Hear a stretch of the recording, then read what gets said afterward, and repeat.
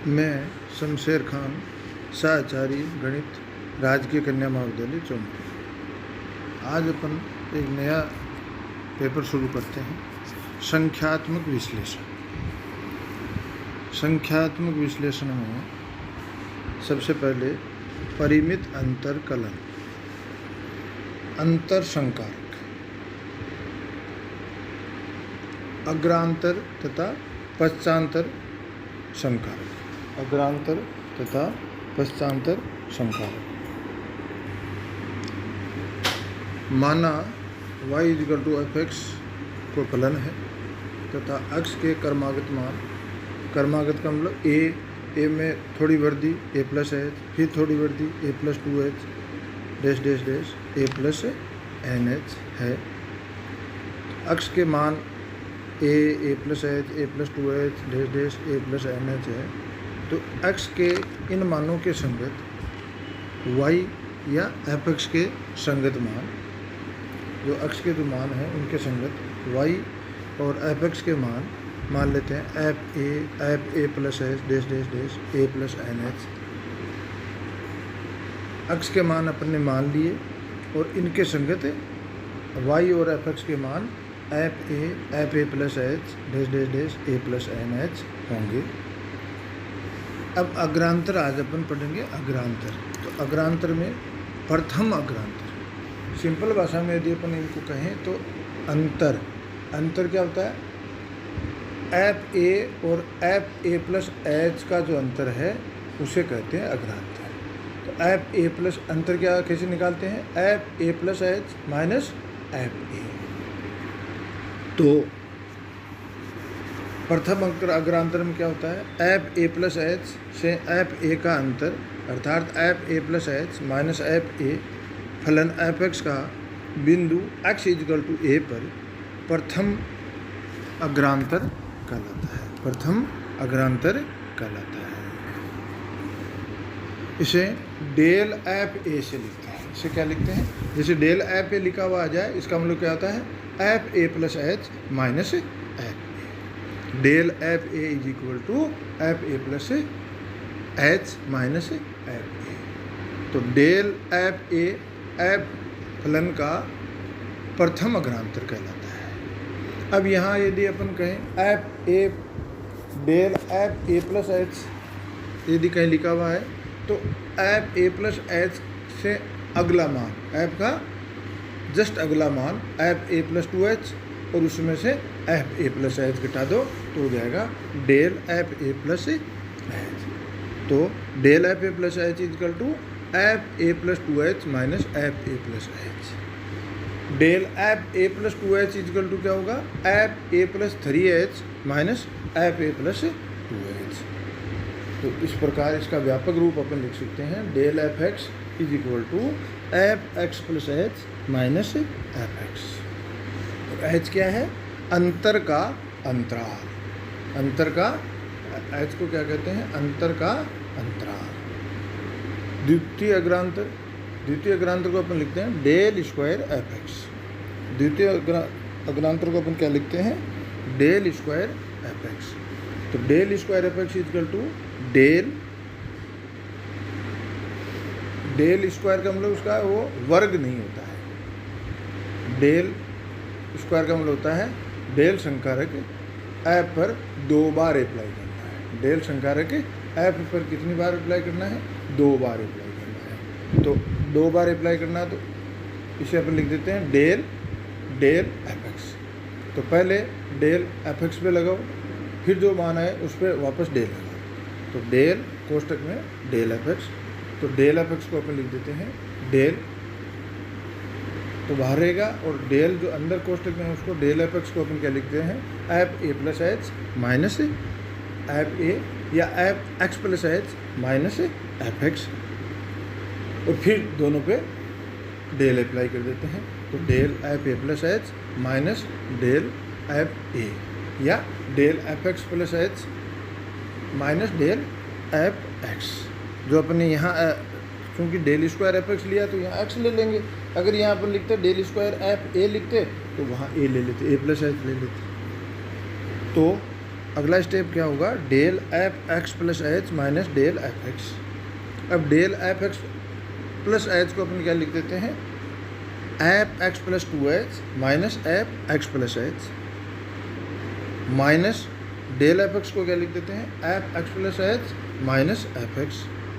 तो इसे सिंप्लीफाई करें तो डेल स्क्वायर एफ एक्स का मान आ जाता है f x plus 2h minus 2 F x plus H plus F x.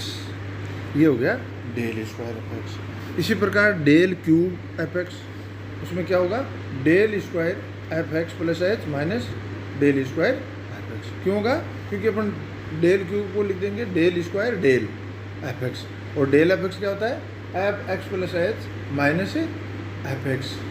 तो और फिर डेल स्क्वायर को अंदर अप्लाई कर देंगे, तो del square f x plus h minus del square f x. इसी प्रकार डेल एन एफ एक्स को क्या लिखेंगे, del n minus 1 f x plus h minus del n minus 1 f x. ये हो गया आपका अग्रांतर की परिभाषा, आपको समझ में आ गई होगी। अग्रांतर का सीधा सा मतलब, अग्रांतर को लिखते हैं डेल। तो आपको डेल कहीं भी लिखा जाए तो डेल के साथ, डेल का मतलब किसी भी संकारक का मतलब जब भी होता है जब उसके साथ कोई फलन लगा हुआ हो। तो del f x del f x को अपन क्या लिखते हैं, f x plus h minus f x. अब अपने को सबसे महत्वपूर्ण चीज़ ये है कि अग्रांतर सारणी बनाना, किसी भी संकारक के लिए सारणी बनाना। तो सबसे पहले आपको अक्ष के मान दिए हुए, स्वतंत्र जो अक्ष है उसके मान दिए हुए होंगे, वो मान लेते हैं ए प्लस एच, ए प्लस 2h, ए प्लस 3h, ए प्लस 4h। अपन यहाँ तक की एक सारणी तैयार करके देखते हैं, और इनके संगत मान एफ एक्स के जो संगत मान है वो मान लें F x plus F x है, तो ए के संगत मान एफ ए प्लस एच के संगत मान F a plus H, A plus 2h के संगत मान F a plus 2h, F a plus 3h के संगत मान F a plus 3h, A plus 4h के संगत मान एफ ए प्लस 4h। अब अपन आगे बढ़े तो डेल एफ एक्स, तो डेल एफ ए क्या होगा, F a plus h minus f a. तो एफ ए प्लस एच का जो एफ का जो मान है, एफ ए प्लस एच का जो मान है वो एफ ए के मान में से घटा देंगे, मतलब F a plus h minus f a. तो सारणी तैयार करते समय ये ध्यान रखना है, अग्रांतर सारणी तैयार करते हैं तो फलन के मान दिए हुए हैं, तो अपन प्रथम जो फलन का मान है वो अगले मान में से घटा देंगे, और फिर अगले फलन में से जो द्वितीय घटा देंगे, फिर उससे अगले में से तृतीय वाला घटा देंगे, फिर अगले, मतलब अपने को फलन का जो मान दिया हुआ है उसमें आगे वाले फलन के मान में से जस्ट उसके पीछे वाला जो मान है वो घटा देते हैं, और डेल एफ एक्स के नीचे लिख देते हैं। तो f a plus h minus f a, वो क्या हो गया, del f a. F a plus 2h minus f a plus h, ये del f a plus H.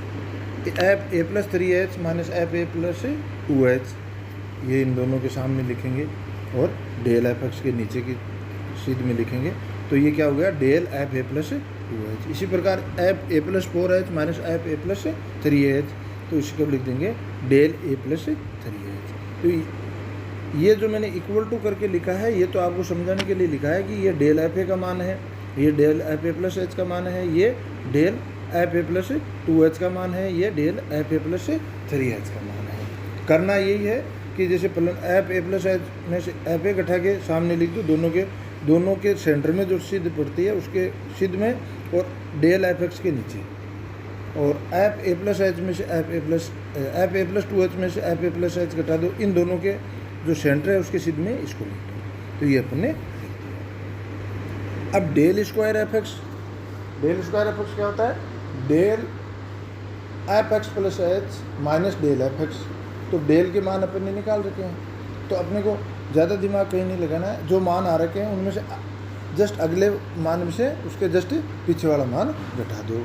तो del f a plus h में से डेल एफ ए घटा के इन दोनों के जो सेंटर बनता है उसकी सीध में लिख दो और डेल स्क्वायर एफ एक्स के नीचे लिख दो। फिर वही del f a plus 2h में से एफ ए प्लस एच घटा दो और इसके नीचे लिख दो, तो वो हो जाएगा del square f a plus H.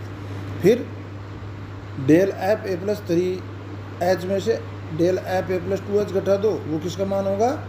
Del square f a plus 2h का मान होगा। तो ये डेल स्क्वायर एफ एक्स के नीचे लिख दो। फिर डेल क्यूब एफ एक्स, तो डेल क्यूब एफ एक्स के नीचे क्या आएगा? वो जैसे मैंने पहले परिभाषा में बताया ना, डेल क्यूब एफ एक्स क्या होता है? Del square f x plus h minus del square f x. तो डेल क्यूब एफ ए क्या होगा? Del square f a plus h minus del square f a. तो del square f a plus h का मान अपने पास है, del square f ए का मान अपने पास है, इन दोनों का अंतर यहाँ जाएगा, वो हो जाएगा डेल क्यूब एफ ए। फिर del square f a plus 2h में से del square f a plus h घटाएंगे तो वो किसका मान होगा? Del cube f a plus h का मान होगा। इस प्रकार आगे से आगे बढ़ते जाते हैं, सारणी निकालते जाते हैं। इसमें यही ध्यान रखना है कि यदि डेल स्क्वायर एफ एक्स का मान निकाल रहे हैं और डेल स्क्वायर एफ एक्स के सारे मान समान आ गए तो सारणी को वहीं रोक देना है, क्योंकि अगला मान डेल क्यूब एफ एक्स का मान के सारे मान 0 हो जाएंगे, क्योंकि इनका अंतर 0 हो जाएगा। तो सारणी बनाते समय आपको डेल क्यूब तक ही सारणी, ज़्यादातर की प्रश्नों में डेल क्यूब तक की सारणी में अचर पद आ जाता है। अब देखो इस पर एक क्वेश्चन देखते हैं। यदि y = x³ + 5x - 7, y का मतलब एफ एक्स, वाई क्या लिखा हुआ है तो दिमाग में रखना ये किसका मान है? एफ एक्स का मान है। तो हो तो x = -1, 0, 1, 2, 3, 4, 5 के लिए y के मान की गणना करो तथा अग्रांतर सारणी बनाओ। सारणी को बढ़ाते हुए x = 6 पर y का मान यह ज्ञात है। x = 6 का मान अपने सारणी से ज्ञात है, मतलब सारणी के आधार पे जो अग्रांतर सारणी पर निकाल रहे हैं उसी से ज्ञात करना है। मतलब एफ एक्स के मान दिए हुए हैं, कितने मान दिए हुए हैं? -1 के लिए दिया हुआ है, 0 के लिए दिया हुआ है, 1, 2, 3, 4, 5 के लिए दिया हुआ है, तो 7 मान दिए हुए हैं। 8वां मान x = 6। अपन आप लोग सोचोगे कि भाई अपन x = 6 y में रखें तो भी मान तो आ सकता है, पर अग्रांतर सारणी से x = 6 का मान आपको निकालना है। तो सबसे पहले तो x के इन मानों के लिए y के मान संगत मान ज्ञात करते हैं। तो -1 के लिए y का मान -3, 0 के लिए -7, 1 के लिए -1, 2 के लिए 11, 3 के लिए 35, 4 के लिए 77 और 5 के लिए 143 मिलेंगे। अब सारणी आगे बढ़ते हैं तो ये मान अपने को मिल गए। x = -1 के लिए एफ एक्स क्या लिखते हैं? एफ -1। अब जब y दे रखा है तो y के नीचे की तरफ लिख देते हैं y -1, 0 के लिए y0, 1 के लिए y1, इस प्रकार अपन लिख देते हैं। तो अब सारणी अपन लिखते हैं। तो x सारणी में सबसे पहले x लिखेंगे, x के नीचे एक एक लाइन छोड़ के सारे x के मान जो -1, 0, 1, 2, 3, 4, 5 और 6 ज्ञात करना, उसको भी सम्मिलित कर लेते हैं। तो x के नीचे लिख दिया, y के नीचे y -1, y0, y1, y2, y3, y4, y5 और y6 जो अपन ने कैलकुलेट किए वो मान लिख दिए। -13, -7, -1, 11, 35, 77, 143 और y6 अज्ञात है तो उसे अज्ञात लिख दिया। फिर डेल y निकालें तो डेल y देखो मैंने सीधा बताया था कि y -1 से अगला y का मान क्या है? y0। तो y0 में से y -1 घटाएंगे तो मान आएगा 6 और वो किसका मान होगा? डेल y -1 का। डेल y0 निकालें तो y1 में से y0 का मान घटा दो, मान आया 6। फिर डेल y1 निकालें तो y2 में से y1 का मान घटा दो, मान आया 12 है। डेल y2 निकालें तो y3 में से y2 का मान निकाल दो, तो इनको घटा दे, 35 में से 11 घटाए तो मान आया 24। तो वो मान किसका होगा? Del y2। डेल y3 का मान क्या होगा? 77 में से 35 घटाएंगे तो 42। डेल y4 का मान क्या होगा? 143 में से 77 घटाएंगे तो मान आया 66। डेल y5 अज्ञात है क्योंकि y6 अपने पास अज्ञात है, तो इसे अज्ञात लिख देते हैं। डेल स्क्वायर y -1 का मान क्या होगा? डेल y0 में से डेल y -1 घटाएंगे तो 0 आया। डेल स्क्वायर वाई 0 का मान 12 में से 6 घटाएंगे तो 6 है। डेल स्क्वायर वाई 1 का मान 24 में से 12 घटाया तो 12। इसी प्रकार वाई क्यूब माइनस 1 का मान निकालना हो तो डेल क्यूब वाई माइनस 1 का मान निकालना हो तो del square y 0 minus del square y minus 1 मान है 6। इसी प्रकार डेल क्यूब वाई 0 का मान 12 में से 6 घटाए तो 6। डेल क्यूब वाई 1 का मान 18 में से 12 घटाए 6। डेल क्यूब वाई 2 का मान 24 में से 18 घटाए 6। Del cube y 3 equal to अज्ञात। इसी प्रकार अपन डेल 4 वाई माइनस 1 का मान निकालें, 6 में से 6 घटाए 0।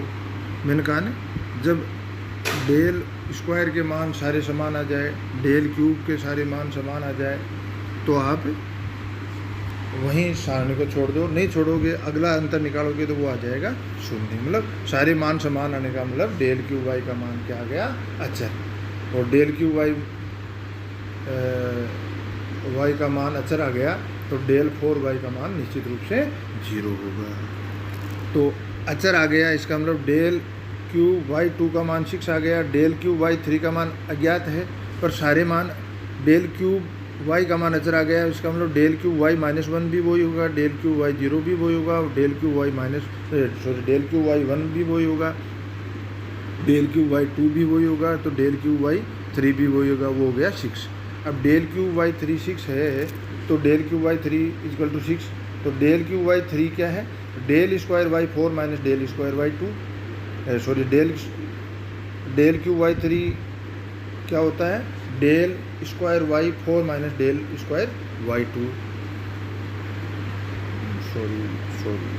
डेल क्यूब वाई 3 क्या होता है, del square y 4 minus del square y 3 equal to क्या मान क्या है 6। तो del square y 4 minus del square y 3 का मान अपने पास है 24 इक्वल टू क्या है 6। तो इसका मतलब क्या, del square y 4 equal to 30। Del square y 4 equal to 6, इसका मतलब क्या हो गया, del y 5 minus del y 4, और इसका मान क्या हो गया, डेल स्क्वायर वाई 4 का मान है 30, 6 नहीं 30, 30। तो डेल स्क्वायर वाई 4 को अपन लिख देते हैं del y 5 minus del y 4 is equal to 30, या del y 5 minus 66 is equal to 30, या del y 5 is equal to 96। पुनः del y 5 is equal to 96, del y 5 96 है, डेल वाई 5 96 है, और डेल वाई 5 को अपन लिख देते हैं y 6 minus y 5 is equal to 96। तो वाई 6 इज इक्वल टू क्या होगा, 96 प्लस वाई 5, या 96 प्लस 143, या वाई 6 इज इक्वल टू 290। तो ये आपका वाई 6 आ गया। ये वाई 6 आप सीधा निकाल के देख लो, चाहे ये सारणी से निकाल लो, सेम आएगा, पर सारणी से अपन अज्ञात फलन का मान, किसी अक्ष के मान के लिए अज्ञात फलन का मान, मतलब ये मान तो अपने को समीकरण के रूप में दे रखा था तो अपन ने वाई के मान निकाले, ये मान आपको सारणी में सीधे भी दे सकते हैं कि अक्ष के इन मानों के लिए वाई के ये मान है 5 तक, और वाई 6 आपको निकालना है। तो फलन अगर नहीं दिया हुआ है तो आप इस सारणी से निकाल सकते हो।